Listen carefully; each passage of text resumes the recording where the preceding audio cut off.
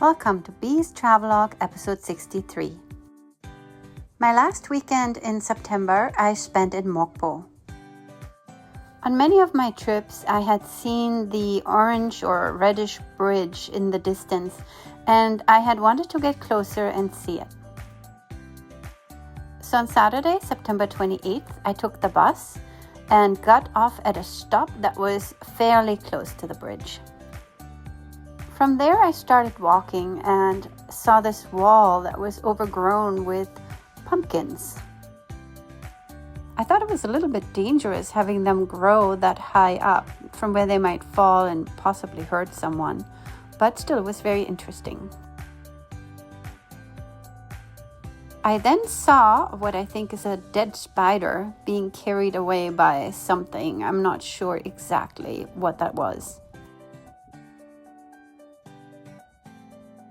After passing this fire station, I turned into a side street. A lot of the sidewalks were very much overgrown. This was a very industrial area with a lot of shipbuilding and manufacturing. There were no tourists at all, and even locals were very few. Here's a first glimpse of the bridge in the distance, and here I did not really know what was happening. Another area that I found very interesting was these shipping containers stacked on top of each other, where workers usually live.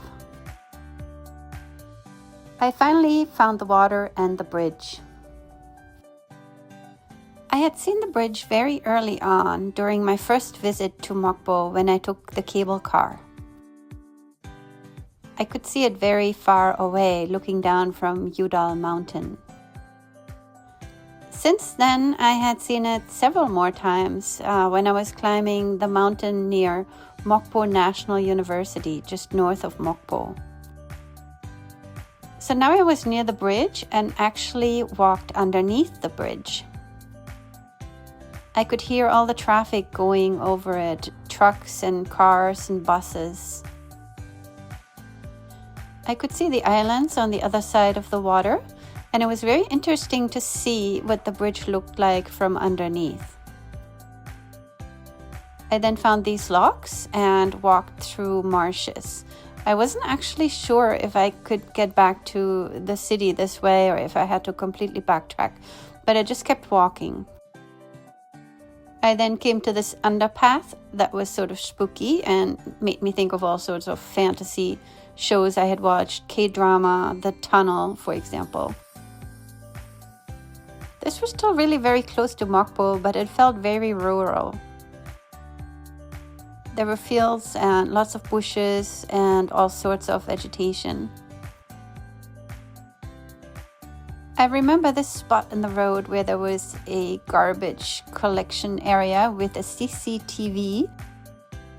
All over Mokpo, these CCTV garbage collection areas always had a disembodied voice that would all of a sudden come on and talk about garbage, sergi. I came back to an industrial area and found this cute little box truck that looked like it wasn't sure whether it was supposed to be there or not. Then I saw this recycling station that it took me a little while to recognize what it was. I then waited for the bus and went back to Hadang, where there was supposed to be a festival. I got off the bus and still had to walk a little bit and came through this area, which was interesting. I found these mulberries. This whole area was more like a community garden, and since it was fall, a lot of the fruit were growing. The bus had stopped on the town side of the peninsula, and I now needed to walk around it to get to the water side. Once I passed the church here, I came to the walkway leading toward the water, and here we could see signs from the recent hurricanes or typhoons. A lot of places had gotten washed out. Finally, I came to the tents of the festival. Here, a lot of people, small businesses, were selling their wares. I walked past a couple of museums and recognized this area as the place where I had been with my mother and daughter earlier in the year in May. I noticed how little water there was this time. I don't know if it was the time of year or if it was just low tide and last time we had been there at high tide. This was the first time I saw it with this little water. I reached this monument and shortly after I got to the area where all the food was being sold. There were many tents with different kinds of food, which I was debating what I should buy.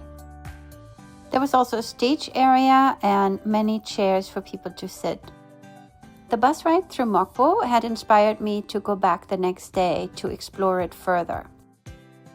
Please join me for my exciting Sunday. Thank you for watching.